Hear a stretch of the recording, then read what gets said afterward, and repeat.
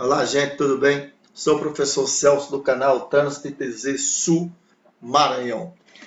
Eu vim falar aqui um pouco sobre mecânica básica, né? Mecânica básica, que é um dos requisitos exigidos na prova do Detran para a sua primeira habilitação. Lembrando que esse vídeo ele é especialmente para quem tenta aí fazer e conseguir a sua permissão para conduzir os veículos nas nossas vias de uma forma em geral tão carente de bons condutores. Então, o objetivo do Trânsito TZ vem trazer informações de forma a se tornar o trânsito educativo para os novos condutores. Beleza? Então, vamos lá. Gente, dentro do porquê a importância do condutor ter conhecimento básico de mecânica. Eu só espero um pouco em que vocês entendam do que eu vou falar, que vai ser um pouco rápido, né? Mas você sim poderá reprisar várias vezes, compartilhar com seus amigos e quem sabe aí ter sucesso, passar na sua prova do Detran. Não é isso?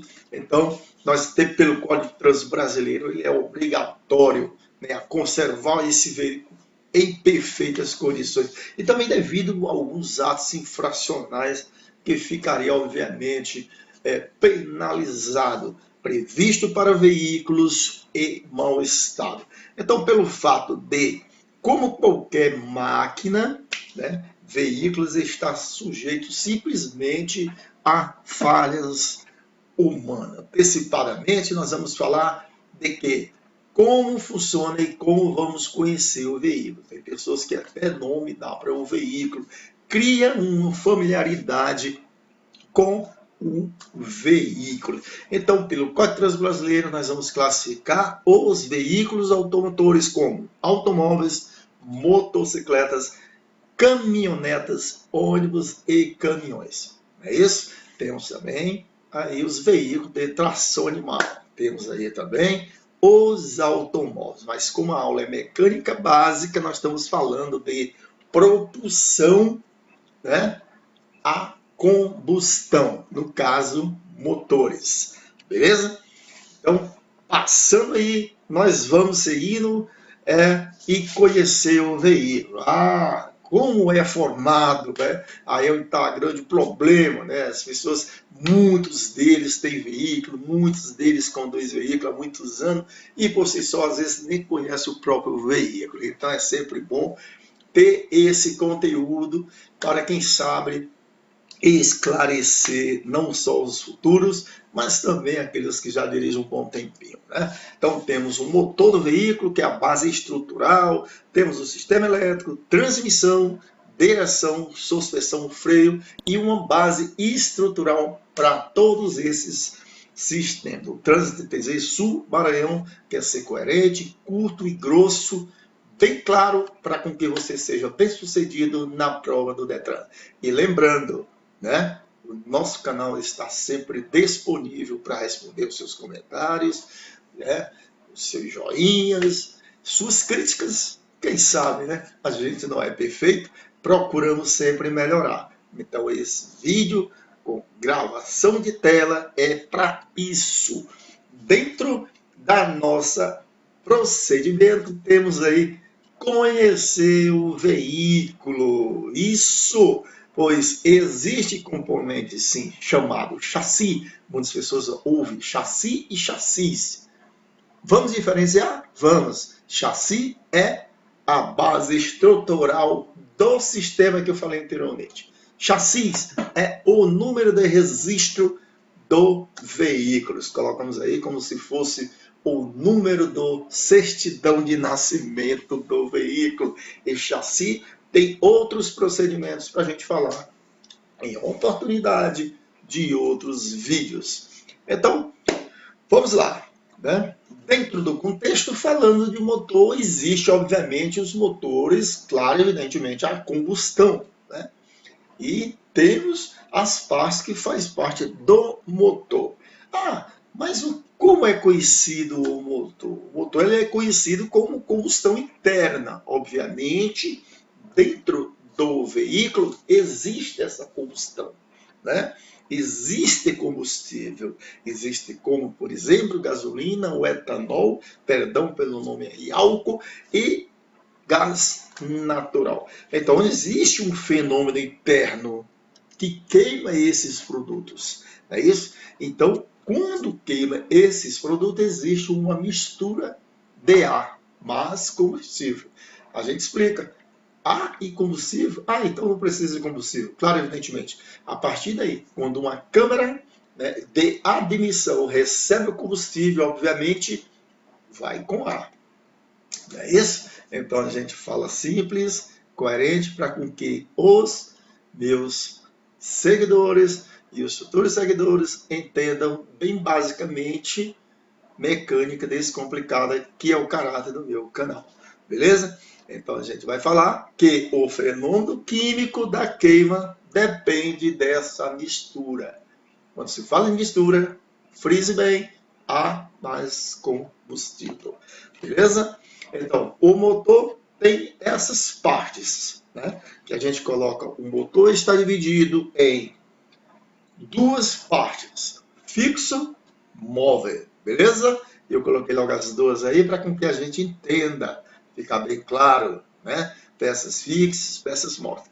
Ah, professor Celso, só existem essas peças? Não, gente, existe várias peças componentes de um motor. É isso? A gente está falando de motor e de requisitos que você vai ser cobrado na prova teórica, beleza? E não é bicho de sete cabeças. Então, para as peças fixas, a gente coloca 3 exemplos comum e cotidiano: cabeçote, bloco, carteia. Peças móveis, a gente coloca virabrequim, pistão e biela. Lembrando, todos eles têm função, mas tem uma peça aí que tem a função de força e potência no motor. Chama-se pistão. Beleza? Vamos passando os que nós já sabemos aí como se divide o motor, quais as peças do motor, fixas e móveis. Beleza? Só repetindo: fixa, cabeçote, bloco e carteia. Móveis, pistão, biela e virabrequim. Beleza? E dentro do funcionamento do motor, existe um chamado sistema de alimentação. Cotidianamente, paramos no posto de gasolina, abastecemos os veículos, ou seja de óleo diesel, ou seja de gasolina, ou seja de etanol, mas tem esse sistema como funciona. E dentro desse sistema, a gente coloca essa imagem aqui como a imagem do carburador, porque existem veículos ainda antigos que tem o sistema de carburador, mas a maioria substituído por sistema eletrônico. Então vamos no nosso cotidiano. Coloquei o combustível, do combustível vai para uma bomba, da bomba vai para o filtro, filtra os resíduos e impurezas, que é a questão e a função do filtro no motor, inserindo-se para o carburador, como eu já expliquei, ou a injeção eletrônica. E a partir daí, passando pelo sistema de filtragem do ar. Quando eu falei no sistema de alimentação, vocês se lembram que existe ar mais combustível. Pois nesse momento em que se insere o combustível para o carburador, para o sistema eletrônico, existe uma filtragem, né, para que minimize as impurezas e encaminhe-se para o motor gerar potência e funcionar aquelas peças móveis internas. Quem lembra? Foi bem frisado anteriormente em que o motor se divide em peças móveis e fixas, mas depois de todo esse sistema, vamos para o movimento de arrefecimento. Né? E que existe dois tipos de arrefecimento, a ar e a água, que seria um outro slide, já a gente fala sobre isso. Então, após toda essa refrigeração de todo o sistema, tem que ter um escapamento. Beleza? Bem claro, bem coerente, bem simples. Então vamos para o sistema do escapamento, e do último sistema que eu falei, a gente coloca agora os gases que são produzidos. Que gases que são produzidos, professor? Eu falei simplesmente dos gases mais comuns, mais cotidianos, o aldeído, que é do etanol, né, o diazimo, que é do óleo diesel, e do monóxido de carbono, que é da gasolina, claro, evidentemente. Então, os gases ele produzem, né, pelo motor e elimina pelo escapamento daquele sistema que eu mostrei para vocês anteriormente.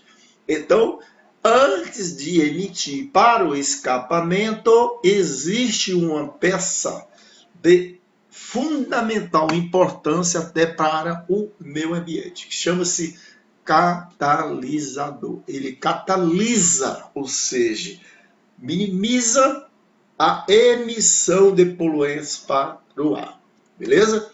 Mas só que tem que ter também minimização de ruído. Então, após o silenciador, temos aí o nosso chamado silenciador, beleza? E falamos de principais gases, a gente já pode até passar, né? E tocar aqui um pouco de alguns problemas de saúde que traz para os nossos,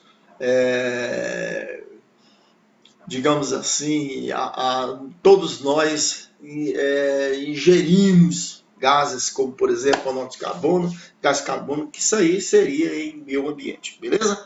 Então, passando para o sistema de lubrificação, temos logo o que falar. Qual a função e a importância do óleo no motor? Todos nós sabemos que trocamos o óleo para 10 mil, para 5 mil, para 15 mil, eu não sei, conforme a ordem do fabricante, mas só tem uma função, que é lubrificar as partes internas, móveis e fixas do motor. Mas a gente poderia falar um pouco dos cuidados, né? Como verificar o nível de dia e repousado no cárter. E o óleo lubrificante ele deve ser verificado a frio. E o veículo deve ficar em um terreno pleno, seja reto, digamos assim, no contexto popular.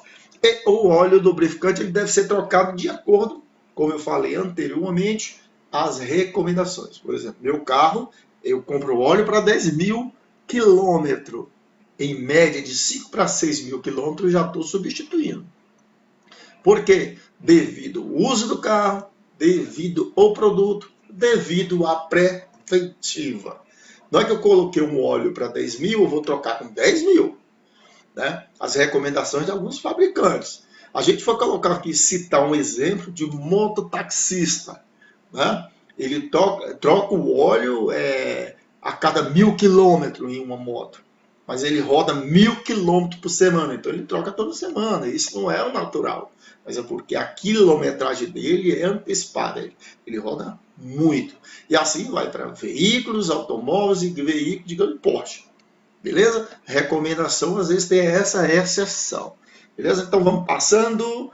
O sistema de arrefecimento. Lá que ele falei anteriormente, né, que existe, obviamente, ainda existe, né, e dentro do padrão do Código de Trânsito Brasileiro, deve-se adentrar as normatizações regulamentares. Obviamente quer dizer que não há com que o veículo não transita, mas existe veículo transitando. Ainda dentro do sistema de tipo A e do tipo a água. Motos e Fusca, por exemplo, o sistema de arrefecimento dele é AA. Né? Já ele não contém radiador, ele não contém ventoinha, ele não contém termostato, ele não contém bomba d'água. Isso quer dizer o quê? Que o sistema dele é AA. Agora, citamos um veículo moderno que tem radiador, o sistema de arrefecimento dele é a água. Quem nunca completou, né, quem nunca verificou a água, né, com nível baixo, é isso? Então a gente tem que estar sempre manuseando. Lembrando que quando se fala de arrefecimento, a temperatura chega a 80 graus. A água tem que estar no nível, nunca, nunca, nunca mesmo acima do nível, beleza? É uma dica que o professor Celso está te passando. Para falar de sistema elétrico, quem não teve ainda problema com o sistema elétrico? Baterias, quem nunca deu aquela descolada, aquele empurrãozinho para o veículo funcionar? Gente, mas o que recomenda-se pelo Código de Trânsito Brasileiro, devemos ter e manter o veículo em bom estado de conservação. Mas poucas pessoas fazem a sua verificação dessa bateria a cada 6 meses. É recomendações. E quem deve fazer essa recomendação, claro e evidentemente, são autorizadas, que são pessoas completamente preparadas. E por si só, bem atendido das vezes a qual eu fiz essa verificação. E lembro, faço sempre a cada 6 meses. E mais na frente eu vou falar um pouco de pneu também. As baterias são seladas, não preenchidas, por exemplo, com água destilhada. Agora, quando se forma um pó branco, evidentemente, né, devemos escovar e tal. Gente, pois é esses produtos aqui que eu levo atenção para todos vocês, certo? Cuidado, leve a pessoas credenciadas para fazer esse trabalho. Com relação ao alternador, quem nunca teve no veículo, não gera carga direito, né? Falta de gerar, o veículo não pega, não aciona, desgasta prematuramente a bateria, né? Então o alternador, conhecido como dímano, ele produz corrente, né? Então há corrente ou fuga de corrente, isso é normal. O eletricista, até mesmo as autorizadas de baterias também fala sobre isso aí. Então tem componentes importantíssimos, né, dentro desse sistema elétrico que a gente coloca aí como bobina, distribuidor e velas. E cria também faíscas, né? As pessoas chamam faísca, né? Mas na realidade o nome é seteira, né? E elétrica, que faz com que o combustível exploda de uma forma dentro do motor, né? Existe isso aí dentro do sistema do motor, beleza? Dentro do sistema de transmissão, a gente pode colocar como embreagem, câmbio e elementos da embreagem. A gente vai colocar cada exemplo. Transmitir a força, embreagem.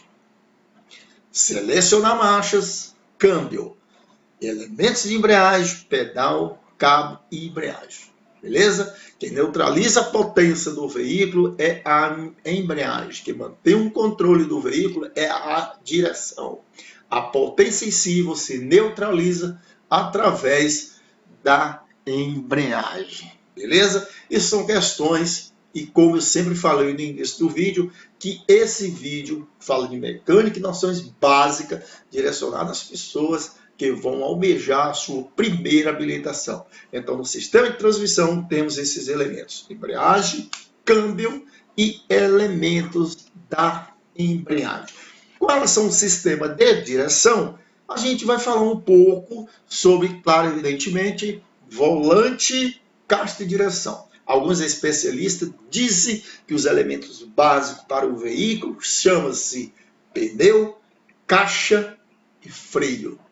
Veículo sem freio, veículo sem caixa de direção e veículo sem pneu anda em estado debilitado para se propiciar um acidente. Então, no sistema de direção, dos elementos da direção, nós vamos falar, obviamente, sobre volante, caixa de direção, barras, pivôs, terminais e braços. Então, esses aí são os elementos da direção. Com relação à apresentação, tipo vibrando, a gente poderá indicar que um veículo está precisando de ser balanceado, né?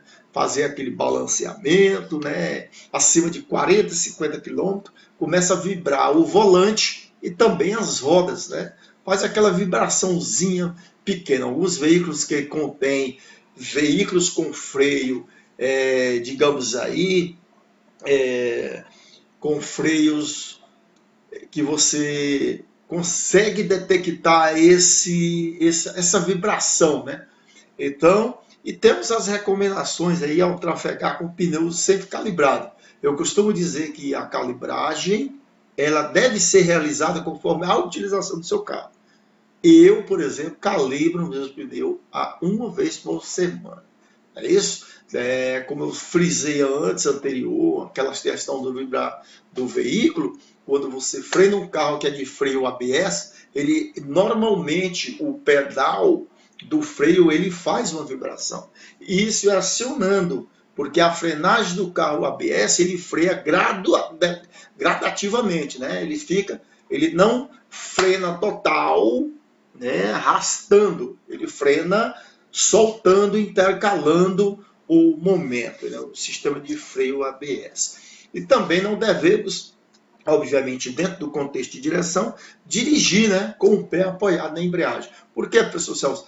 Traz justamente a questão do desgaste desnatural do sistema ABS, beleza? E temos aqui uma questão de suspensão que vamos falar sobre molas, amortecedores e alinhar e balancear quando é necessário. Muitas pessoas às vezes querem fazer o balanceamento e o pneu está só descalibrado, né? Já aconteceu comigo, claro, evidentemente, né? Então, calibrou o pneu, o carro parou de puxar para a esquerda, parou de puxar para a direita e vice-versa. Ou então devemos fazer aquele rodízio, não é isso? Então, molas, eles absorvem o impacto das ondulações em via. O amortecedor ele vai reduzir justamente aquele movimento, o impacto. Então, o amortecedor ele traz conforto, realmente. E alinhamento e balanceamento foi o que eu falei. Obviamente, normalmente, o balanceamento e alinhamento não existe, digamos, garantia. Mas algumas lojas fazem até correção, né, para a satisfação dos clientes. Com relação ao sistema de freio, gente, quando fala em freio, a gente pergunta quem para o carro, né? O condutor, o freio ou os pneus? Muitos respondem que é o condutor. Não. Dentro do sistema de freio, o condutor ele aciona o pedal. Quando ele aciona o pedal, pressiona um bar, né, sobre os burrinhos mestres e burrinhos segmentários, digamos assim, acionando e pressionando as rodas. Quem está interligado entre as rodas é os pneus. Então, se os pneus estiverem em mau estado, com certeza o carro não terá boa aderência e boa frenagem. O principal é isso. O condutor aciona, o sistema interliga e o pneu em bom estado é que para o veículo. Isso é uma dica do professor Celso. Então vamos falar de elementos do freio, que chamam-se cilindro, mestre, tambor e disco. Lembrando que este vai estar no meu canal para você que vai fazer a primeira habilitação e tão sonhada, almejada a sua PPD, permissão para dirigir. Dentro do principal cuidado temos que verificar o fluido do freio, né? Fluido do freio que você teria, né, que sempre trocar quando queria trocar. Foi, obviamente, em tramitação, devemos trocar esse óleo do freio recomendado, não me recordo agora a resolução, a cada 6 meses, beleza? E dentro dos tipos de freio, existe o freio mecânico, freio hidráulico e o tão, né, operacional conhecido como o ABS. Dentro do freio mecânico, nós podemos considerar que ele atua nas rodas traseiras e que o freio hidráulico ele atua nos discos e pastilhas, tambor e lona. Dentro do freio ABS, obviamente, ele evita o travamento das rodas. Como eu falei, ele sempre fica intercalando, ou seja, ele nunca fica fixo, arrastando no solo, beleza? E temos aqui alguns exemplos, beleza? Para os pneus, existe esse tipo de indagações. A gente vai falar qual o pneu melhor que tem, né? É o pneu com câmara, sem câmara. A gente considera os dois pneus são ótimos, né? Mas o mais recomendado é o radial, né? Mas para efeito de provas, como vocês irão ver, já existe sempre esses dois pneus. Pneu radial, pneu diagonal. Nos cuidados é sempre balancear, evitar notar algumas vibrações, isso eu comentei anteriormente. Calibragem sempre fazer mensalmente e baixas calibragens também provocam desgastes e comportamento operacional do veículo, levando o veículo até a tombar, ou então você mesmo perdeu o controle, né? E dentro dos pneus existe uma numeração lateral, para quem é bem atento, né, sobre os inferiores de 1,6 milímetro de sulcos. Né? Lembrando que abaixo desses sulcos é uma multa grave, né? Uma multa grave dentro do contexto autuado pelos os agentes executivos dos Detrans. E temos aí também que faz partes dos pneus, né? Banda de rodagem, carcaça de lona, talões e flancos, que são os componentes do pneu. Beleza? Então, para finalizar o nosso vídeo, temos aqui um painel que é de suma importância. Eu costumo dizer que nós temos que estar com o olho na estrada e o outro no painel. Por quê? O painel ele orienta o condutor a condições gerais do veículo, por exemplo, excesso de velocidade, velocidade compatível, odômetro, né? A velocidade em que você está percorrendo e o termômetro em termos de temperatura do veículo. E temos também um manômetro que vai indicar justamente, né? A gente viu lá o sistema de lubrificação, então a gente lembra de estar com o olho no manômetro. Se o óleo baixa, se o óleo superaquece, existe sempre uma luz de cor vermelha. Agora temos aí o voltímetro ou amperímetro. Lembrando, viu? Veículos automotores, o volts é de 12. A amperagem existe para todos os veículos. Né? Você vai comprar uma bateria de exemplo, você tem um carro de muitos acessórios, você vai comprar de 45 amperes, não, 50 amperes, 70 amperes, 102 amperes, 108 e pela aí vai. Vai depender da sua necessidade. Mas todos os veículos têm voltímetro ou amperímetro, beleza? Lembrando que dentro do termômetro, manômetro e voltímetro, deu alterado no decorrer do deslocamento do seu veículo, esses três ícones, temperatura, nível do óleo, carga de bateria e também, né, baixo nível de água ou excesso de veículo, de água também, em termos de temperatura, vai acender sim de cor vermelha. Se liga aí no que eu recomendei. Beleza? Um abraço, fica com Deus. Alguns equipamentos obrigatórios do veículo para inspeção, a gente vai trabalhar um outro vídeo. Curta, gostou? Transfira isso aí para os seus amigos que vocês tanto desejam e gostam e tenham sucesso, os nossos futuros condutores, com a PPD. Um abraço, fica com Deus. Tchau.